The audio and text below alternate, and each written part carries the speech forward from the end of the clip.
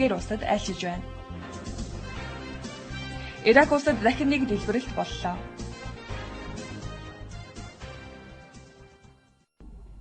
Өнөөдөр Орос улбаны улсын ерөнхийлөгч Дмитрий Медведев Нигер улсад айлчилж байна.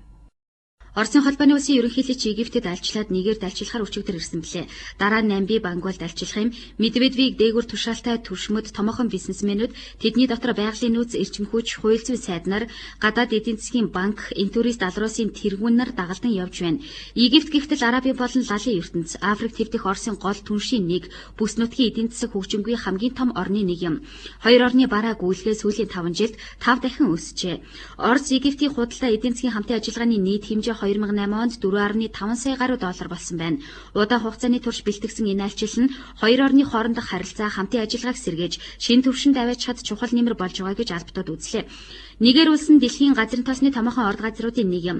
Тиймээс энэ салбарт хамтран ажиллах гэрээнд хоёр улсын төрийн тэргүүн гарын үсэг зурлагдсан байна. Өнөөдөр Оросын холбооны улсын ерөнхийлөгч Дмитрий Медведев Нигер улсад хийж байгаа айлчлалаа өндөрлөөд Намиби улсыг зорино. Вашингтон Пост болон ABC News хамтран Америкийн нэгдсэн улсын ерөнхийлөгч Барак Обамагийн эдийн засгийг эрчимжүүлэх бодлогыг ард иргэд хэрхэн дэмжиж байгаа тал дээр судалгаа явуулсан байна. Судалгаанд оролцогчдын 52% нь хөтөлбөр үр дүнгээ өгнө гэдэгт итгэлтэй байгаа бөгөөд 2 сарын өмнөөс 59% байснаас 7% доогуур гарчээ.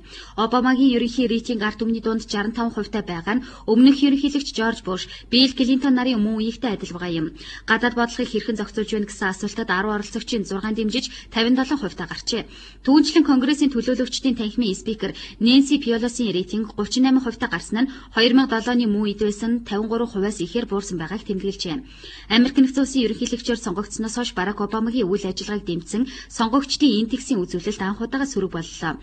Америкийн судалгааны Rasmussen Reports төв өнгөрсөн нэм гарагт сонгогчдын дунд явуулсан судалгаа хийхэд тэдний 34% нь Обамагийн үйл ажиллагааг дэмжээгүй байна. Түүний явуулж байгаа үйл ажиллагааг үгдүүгүй дэмжигчид 32%-тай гарчээ. Ийм маягаар сонгогчдын дэмжлэг ба эсрэг үзүүлэлт хоёрын зөрөөг тооцдог сонгогчдын индексийг анх удаа 2009 оны 1-р сараас хойш үзүүллээ. 1-р сарын 22-ны өдөр мөн энэ индексийн үзүүлэлт нь хамгийн өндөр буюу 30% зөрүүтэй гарсан байна. Судлаачид Обамагийн үйл ажиллагааг дэмжигчид ерөнхийдөө давуу байгааг онцоллоо. Америкчуудын 53% нь түүнийг ямар нэгэн талаараа дэмждэг бөгөөд 46% нь Обамаг огт дэмжидэггүй байна. Яг өнөөгийн байдлаар Америкчуудын 57% дэмжлэгийг Обама хүлээжээ. Одоо та бүхэн өнөөдөр бэлтгэсэн зарим мэдээллийг товчоор хүлээн авна уу? Дэлхийн хамгийн том чип микро ялтас үйлдвэрлэгч Intel компани мөн хамгийн олон хэрэглэгчтэй нөлөө бүхий гар утас үйлдвэрлэгч Nokia-тай хамтран шинэ технологийн бүтээгдэхүүн үйлдвэрлэхээр болжээ. Intel болон Nokia компаниуд энэхүү технологийн хамтран ажиллагаагаараа гар компьютер, смартфонтой өрсөлдөхүйц шинэ үүрэн сүлжээ бүхий компьютерийн хэрэгсэл бүтээхээр болсон байна. Microsoft компани үнэгүй вирусын эсрэг програм гаргалаа. Уг програмыг Microsoft Security Insights гэдэг бөгөөд энгийн гэрийн нөхцөлд компьютерийг вируснаас хамгаалах чадвартай юм. Microsoft-ийн шинэ хамгаалалтын програмыг Америк нэгдсэн улс, Хятад, Бразил болон Израиль улсуудад туршилтын хэлбэрээр гаргажээ. Microsoft Security Insights програм нь өдөр тутмын тулгардаг Trojan болон тагнуул зэрэг компьютерт халтай вируснараас бүрэн хамгаалж чадна. Өчигдөр Иракийн Садр хотын ойролцоо тесрэг бөмбөг дэлбэрсэн байна. Энэхүү дэлбэрэлтийн улмаас 69 хүн амнасаа алдсан байна. Өнгөрсөн шөнийн дэлбэрэлтэд ард иргэд олноороо цугладаг захын ойролцоо болсон байна. Дэлбэрэлтийн улмаас 69 хүн амнасаа алдаж 130 хүн шархадлаа гэж албаны хүмүүс мэдээллээ. Өнгөрсөн 7 хоногт ихэд Ирак улсад халдлага гарсан. Ирак улсад болж байгаа энэ алан хятах ажиллагаа тоогоо алдаад байна. Иракийн дотоод хэргийн сайд Associated Press агентлагт энэ халдлагын талаар мэдээлэл хийжээ. Бөмбөг дэлбэрсэн газрын ойролцоо байдаг худалдаачид дэлбэрэлт болсон хэсэг үнэхээр аимшигтай дүр зурагтай байсан гэж хэлжээ. Дэлбэрэлтэнд өртсөн иргэдэд туслахаар бүх хүмүүс хамаг хүчээ дайчлан аюулгүй албаныхан болон цагдаа шархадсан иргэдийг ойролцоох хэмлэгт хүргэсэн байна. Энэ сарын 30 гэхэд Иракт байгаа Америк нэгдсэн улсын 133 мянган цэрэг тус улсыг орхин гарах юм. Үлдсэн цэргүүд 2011 оны сүүлээр гарна. Хамгийн сүүлд өнгөрсөн 7 хоногийн даваа гарагт Иракийн нийслэл Багдадад бөмбөг дэлбэрч 29 хүн амнасаа алдсан хэрэг гараад удаагүй байхад энэ аимшигтай хэрэг дахин гарлаа. Хамгийн харамсалтай нь бага насны хүүхдүүд нас барсан хүмүүсийн дунд маш ихээр байжээ. Гадаад мэдээтэй хамтдасан та бүхэнд баярлалаа. 25 цаг мэдээллийн хөтөлбөр үргэлжилж байна.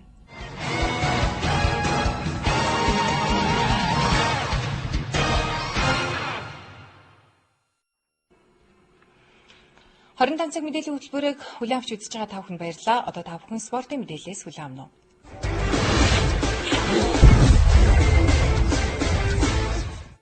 Оройн үзэгчтэй 25 цаг мэдээллийн хөтөлбөр пүрэв гарагийн спортын мэдээг үзэгч та бүхэндээ өргөмөрж байна.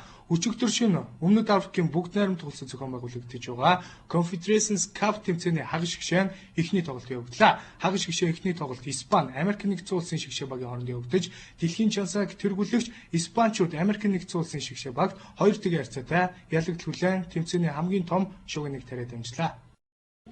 Тэмцээний хагас шигшээ тоглолтын Европын хоншийн аварга Евро 2008 тэмцээний алтан зам эзэн 35 тоглолт хожигдлагчийг мэдрээгүй мөн 15 тоглолт дараалан ялж дэлхийн дээд амжилт эзэн болсон Испани шигшээ хүн бүхэн ялна гэдэгт итгэлтэй байсан мэт.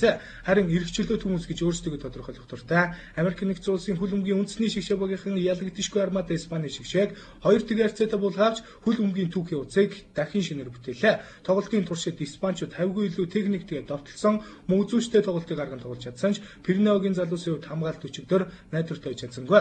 Тоглолтын 27 дахь минутанд Хуан Капдевилья маш том алдаа гаргаж улмаар Америк нэгдсэн улсын довтлогч Альтидор тоглолтын эхний голыг оруулсан. Гол алдсны дараачаар Испанчууд тэр дундаа довтлогчид Фернандо Торрес, Дэвид Вильянер, Эвертоны Том Ховардын ур чадварыг хангалттай сайн шалгасан. Тоглолтын 74 дахь мөн хамгаалтын алдаа Америкчуудын сөрөг довтлогын амжилттай болж дэмцээ хожлын голыг оруулсан байна. Ийхүү дэлхийн чансаг тэргүүлэгч Испанчууд 1993-аас 96 оны хооронд Бразилийн шигшээн 35 тоглолт ялагдаагүй амжилтыг давтаж түүхийн утасны үлдсэн бол Америкчууд анх удаа Confederations Cup тэмцээний шигшээ тоглолтод шалгарч улсынхаа хөл өмгийн түүхийг шинээр бүтээлээ. Өдрийн мэдээллийн хөтөлбөрөөр би та бүхэндээ талбайн теннисний их дуулахын Wimbledon тэмцээний 2 дугаар төргийн тоглолтоо эмэгтэйчүүд хэрхэн эхлүүлсэн талаарх мэдээллийг өргөмөрсөн мэлээ. Тэгвэл одоо та бүхэндээ Wimbledon тэмцээний 2 дугаар төрөгт эрэгтэйчүүд хэрхэн өрсөлдөж байгаа талаарх мэдээллийг хүргэж байна.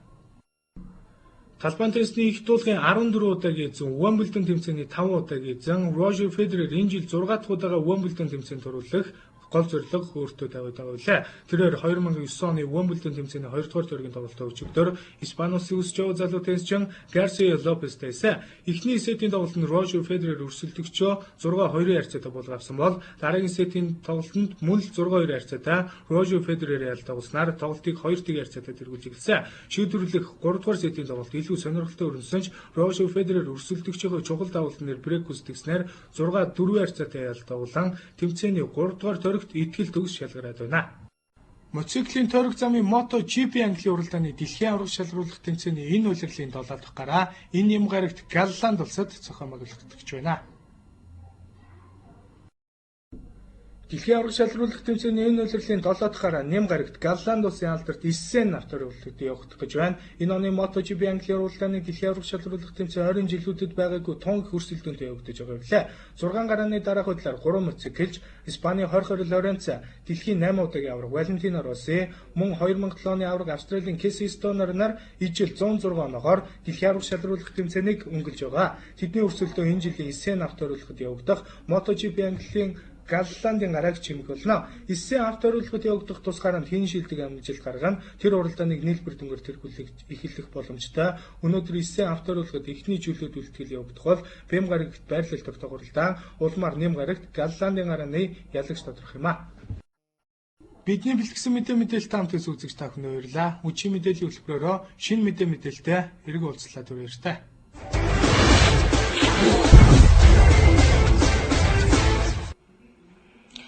Үзэгч та бүхэнд өнөөдөр манай сэтгүүлчдийн бэлтгэсэн 25 цаг мэдээллийн хөтөлбөрөөс хүргэлээ. Анхаарлаа хандуулсанд баярлалаа.